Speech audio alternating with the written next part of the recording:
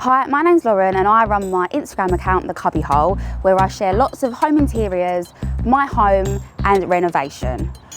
Today I'm having my new door fitted by the Palladio door company, and the reason I'm getting a new door fitted is because my doors don't really fit in with the style of my house and my interior and exterior decor. The glass is very, very dated. The handles are really stiff and it's hard to open some days, and also the double doors make no sense as our porchway only has one door. And here are the fitters now.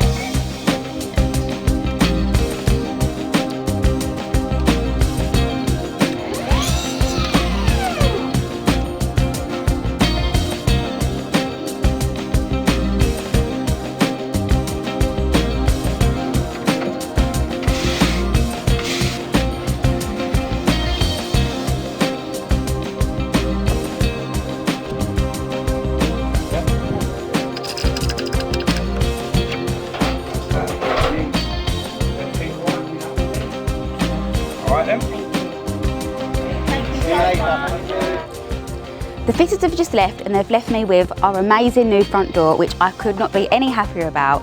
I absolutely love the traditional style, the contemporary colour. Green is my favourite colour, and so it really suits my interior decor as well.